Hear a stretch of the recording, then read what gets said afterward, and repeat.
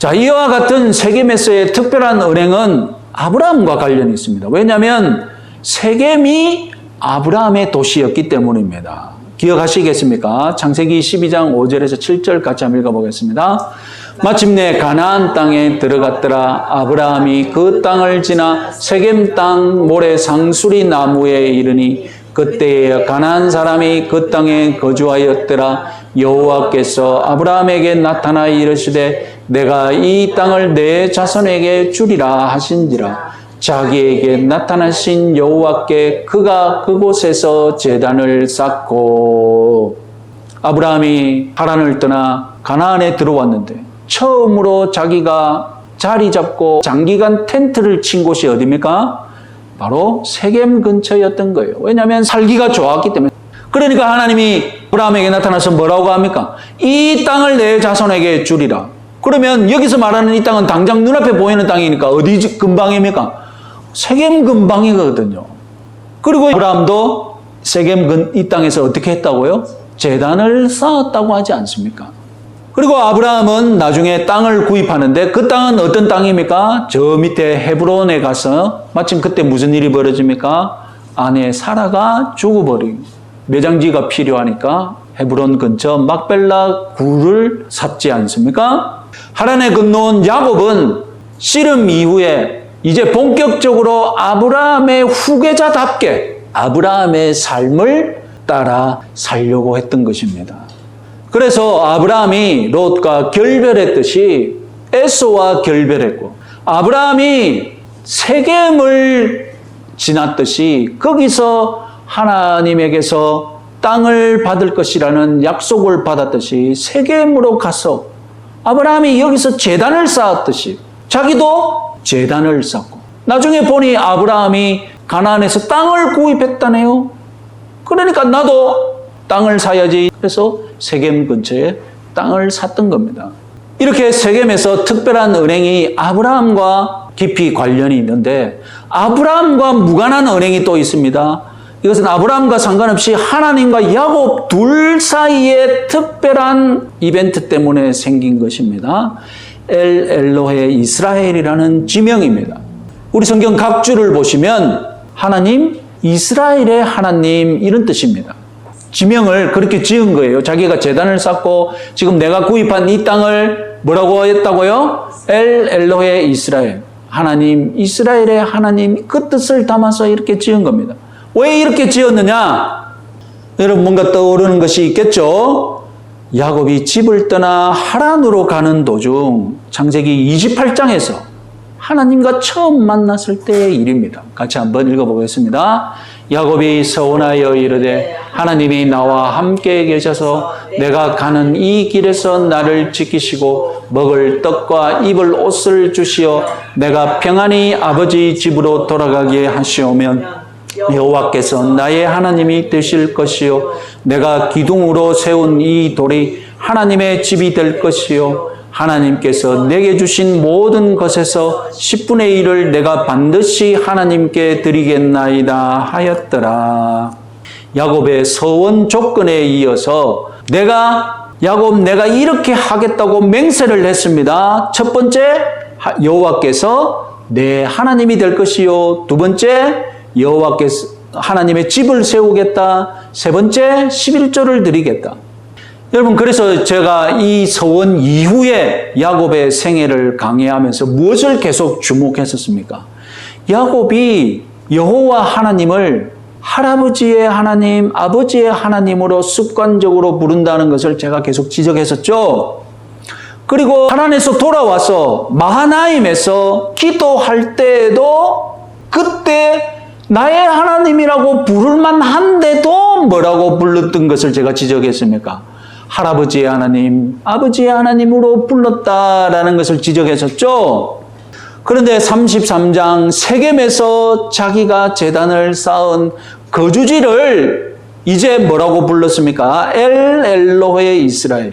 하나님, 이스라엘의 하나님으로 지었던 것입니다. 이것은 곧 무엇을 의식한 것입니까? 하나님을 나의 하나님으로 모셨던 겁니다. 왜 그렇습니까? 이스라엘이 누굽니까? 야곱이잖아요. 그러니까 하나님, 야곱의 하나님이잖아요. 이제 하나님을 나의 하나님으로 공식적으로 자기 땅에다가, 땅 이름에다가 하나님, 야곱의 하나님 광고를 한 거예요. 야곱은 첫 번째 서원을 확실하게 지켰습니다. 하나님은 나의 하나님이 될 것입니다. 공식적으로 나의 하나님이라고 하나님을 불렀습니다. 두 번째, 세 번째 서원은 어떻게 했는지 알려지지는 않고 있습니다. 어떤 목사님들은 하나님께 서원한 것 안 지키면 하나님이 크게 진노하시고 때려 죽일 듯이 징계하신다고 하는데 저는 사례별로 다른 것 같습니다. 정말로 징계라도 해서 서원을 지키게 하시는 것, 그렇게 하는 것이 하나님께 유익하고 서원한 본인에게 유익하고 가족에게 유익하고 공동체에게 유익하고 교회에게 유익하다면 정말로 하나님은 때려 죽일 듯이 징계를 해서 서원을 지키게 하시는 것 같습니다. 주위의 간증들을 들어보면요. 그러나 애초에 덕을 세우지도 못할 서원을 냈다면 하나님도 무시하는 것 같습니다. 택도 없는 서원 가지고 안 지켜도 막 크게 드러나지도 않는 것 같으면 하나님은 그렇게 화를 내시는 것 같지는 않습니다. 하나님은 평화를 위해 서원 안 지켜도 그냥 내버려 두시는 것 같습니다. 자, 33장의 야곱의 언행을 총정리해 봅시다. 어떤 분은 야곱이 에서에게 굽신거리고 7번이나 절하고 거짓말까지 했던 것, 나중에 때려 죽일까 봐 무서워서 거짓말까지 했다는 것, 이런 거 대단히 실망합니다. 하나님과 싸워 이긴 야곱이 왜 이렇게 에서에게 저자세로 비굴하게 행동하는가? 불만이 있는 거예요. 어떤 사람이 불만이 있겠습니까? 전쟁을 좋아하고 죽이기를 좋아하는 세대주의자들, 근본주의자들은 야곱이 에서와 당당히 싸웠어야 한다고 그렇게 여러분 아쉬워합니다. 신앙을 가졌다고 생명을 소중히 여기고 그렇지 않습니다. 무슨 이슬람교만 죽음을 옹호하고 기독교는 서로 사랑하고 그런 게 아닙니다. 경전을 읽는 눈, 경전을 읽는 가치관, 철학이 잘못되면 이슬람이고 기독교고 다 죽음을 옹호하고 죽음을 선전합니다. 한국의 교회에도 죽이기를 좋아하는 목사들이 얼마나 많은지 모릅니다. 어느 선거 기간에는 어떤 신학교 교수가 후보의 죽음을 위해 기도했지 않습니까? 하나님 죽여주십시오라고. 테러리스트가 된 거예요. 테러리스트. 교회에 그런 분위기가 막 죽어야 한다. 그렇게 설교를 하니까 그 설교에 감동을 받은 사람이 찔러 죽이고자 했던 것 아닙니까? 목사가 죽으라고 저주하고 설교해도 좋아하는 성도들이 더 문제입니다. 어떻게 설교 시간에 죽으라고 저주하는데도 교인들이 아멘 아멘하고 그런 설교를 받아들입니까? 교인들이 항의하고 교회를 나가버려야 하지 않겠습니까? 상식적으로 선거 기간에 예배 시간에 후보를 불러다가 이 앞에 세워가지고 대화하면서 그 후보를 칭찬하면 여러분 본능적으로 느낌이 뭡니까? 저거 법 어기는 건데, 저거 선거법 위반하는 건데, 여러분 그런 느낌 들잖아요. 그냥 인사만 하고 예배 시간에 무슨 후보 왔습니다. 인사만 하고 가는 이유가 뭡니까?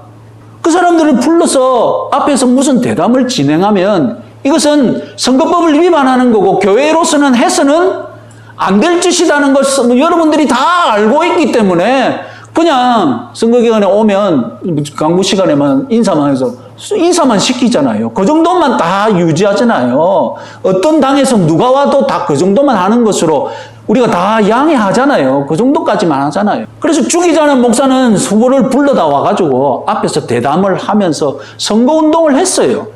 우리 교단 이야기입니다. 남의 교단 얘기가 아니에요. 죽이자고 설교하는 그 목사 이야기입니다. 그래서 선거법 위반으로 이건 구속이 되었어요. 왜 구속이 되었겠습니까?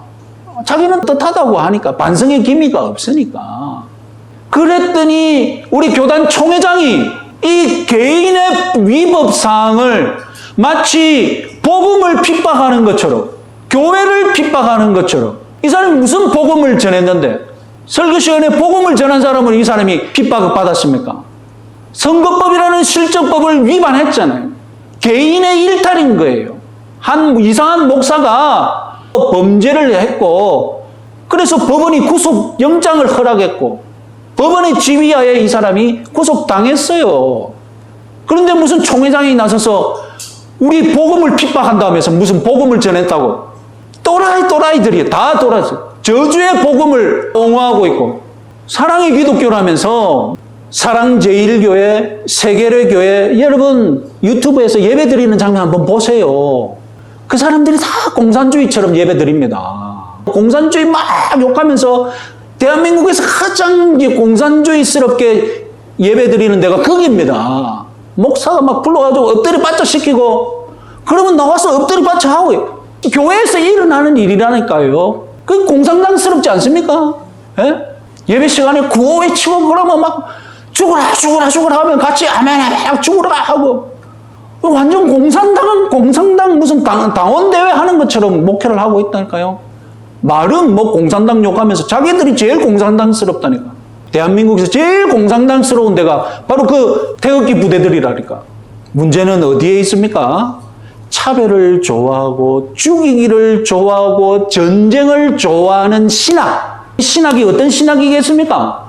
세대주의 신학인 거예요. 근본주의 신학이 문제인 겁니다. 이슬람이 원래부터 죽이기를 좋아하는 것이 아닙니다.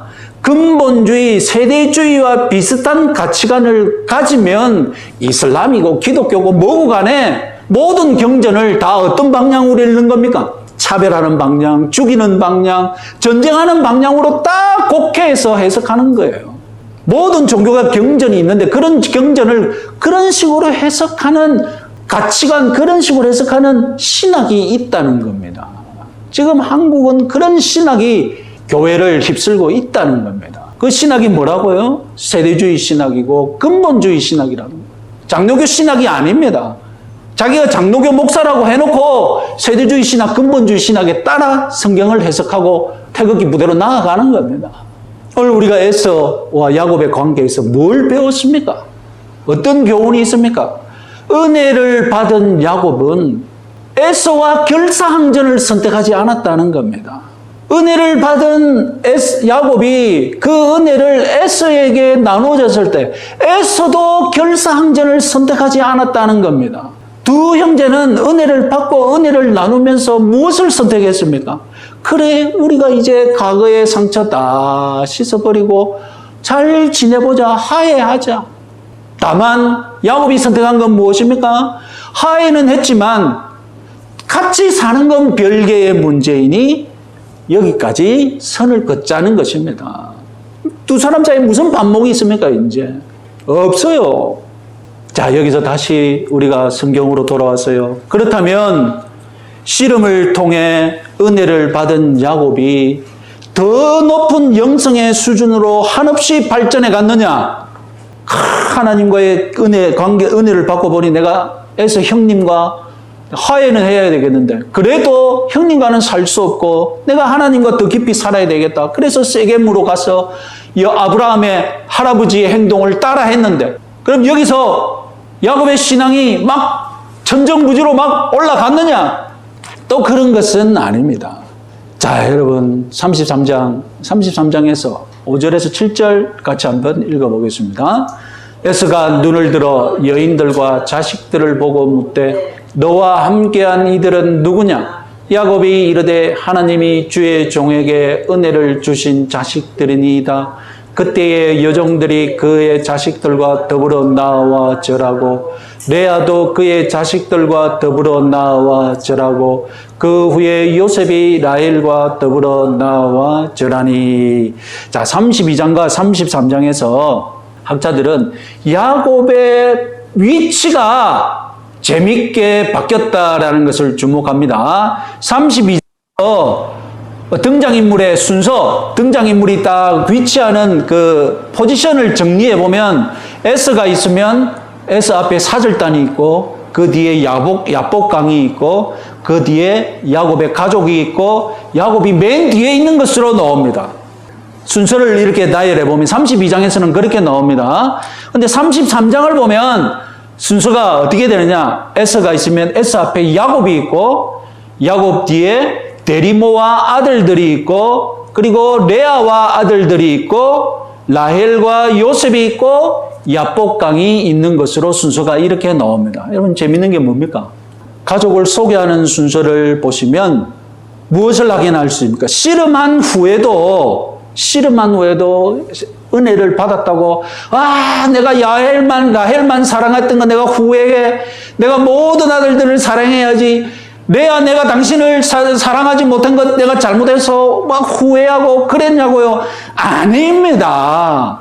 자기 집안에 가서 마누라를 볼 때는 또 라헬만 쳐다본 거예요. 에서 앞에서 자기 아내를 소개시킬 때 여러분 같으면 원칙을 어떻게 해야 되겠습니까? 레아를 제일 먼저 소개하든지. 왜? 레아가 첫 번째 아내니까. 아들도 제일 많이 낳았으니까. 아니면 맨 나중에 소개하든지, 첫 번째 하든지 맨 나중에 하든지, 그래야 은혜 받은 사람답게 그렇게 하는 것 아닙니까? 그런데 대리모와 아들들을 제일 앞서 세웠어요. 왜? 자기가 제일 사랑 안 하니까. 다음에 레아와 아들들, 그리고 자기가 제일 소중히 여기는 요셉을 제일 뒤에 두고 소개했으니까. 그래서 여러분 이런 장면을 보고 학자들은 뭐라고 했냐면, 이 가족은 여전히 편애로 병들어 있다, 이런 평가를 내렸습니다. 그래서 저는 이 앞에 한 절 더 붙였습니다. 이건 학자가 얘기한 거고 이건 제가 덧붙인 거고, 같이 한번 읽어보겠습니다. 브니엘의 씨름 이후에도 이 가족은 여전히 편애로 병들어 있다. 브니엘의 씨름을 통해서 은혜를 받았다고 야곱의 모든 문제가 다 해결되었냐? 아니라는, 사기꾼을 연상시키기 때문에 하나님께서 하나님과 싸워 이겼다는 뜻을 담아주셨지 않습니까? 그럼 이제 이후 33장 이후로 야곱이라는 이름은 사라지고 이스라엘이라는 이름만 사용되지 않겠습니까? 자기 땅의 이름을 뭐라고 지었습니까? 야곱의 하나님이라고 이름 짓지 않고 뭐라고 했습니까? 이스라엘의 하나님이라고. 자기 땅도 그렇게 이름을 지었으니 이제 야곱이라는 이름은 사라지고 이스라엘만 넣어야 될 것 같아요. 그런데 여러분 성경을 보니 33장부터 50장까지 이스라엘이라는 이름은 23번 등장하는데 야곱이라는 이름은 무려 45번 등장합니다. 2대1이잖아요. 야곱이라는 이름이 배나 더 많이 사용되고 있어요. 그래서 여러분 어떤 학자는 이렇게 평가했습니다. 정직한 이스라엘이 아니라 불안한 이스라엘이다. 야곱에서 이스라엘로 변화되는 과정은 어떤 과정이라고요? 불안한 과정인 거예요. 불안한 과정인 거예요. 야곱의 아브라함 따라잡기, 여러분 얼마나 보기 좋습니까? 그런데 여러분 아브라함처럼 살겠다고 세겜의 땅을 구입했는데 과연 잘한 처사일까요? 다음 장을 보면 또 대단한 불미스러운 일이 또 벌어지고 맙니다. 오늘날 우리도 냉정하게 평가해 보면 불안한 그리스도인들입니다. 저도 불안한 목사고요. 그래서 이제 요즘은 기독교인들 중에 불안 장애를 겪는 분이 많더군요. 옛날에는 숨겼지만 지금은 솔직하게 그냥 내어놓지 않습니까? 심지어 목사 장로들 중에서도 각종 불안 장애를 겪고 있는 분들이 많이 있습니다. 우리 기독교 신앙이 잘못된 것입니까? 아닙니다. 우리 인간들의 모순과 상처가 그만큼 심하기 때문이죠. 우리도 어쩔 수 없는 이중성과 마치 고슴도치의 가시 같은 그런 인격, 그런 성격이 잘 고쳐지지 않는 거예요. 잘 고쳐지지 않는 사람이 있는 겁니다. 하나님께서 그런 상처들 다 받아주시고 하나님과의 관계 속에서 그런 상처들이 여러분 시간은 걸리겠지만 해결될 줄 믿으시기 바랍니다. 그리고 약물의 도움도 받고 인간 의사의 도움도 받고 그리고 신앙을 가지면서 하나님과의 관계 속에서 더 빨리 더 깨끗하게 치유될 줄 믿으시기 바랍니다. 야곱이 이스라엘로 변화되지 못했다고 막 여러분 야곱을 다그치면서 버리거나 그러시는 하나님이 아니시잖아요. 때로는 야곱이 야곱으로 그대로 살아도 하나님이 받아주시지 않습니까? 나중에 야곱이 편애로 망쳐놓은 12아들과의 관계 하나님이 다 치유하십니다. 그것이 창세기의 마지막 이야기입니다. 엘로헤 이스라엘, 하나님 이스라엘의 하나님, 이분이 바로 저와 여러분들의 하나님인 줄 믿으시기 바랍니다. 이분 한 주간도 동행하시는 은혜 누리시기 바랍니다.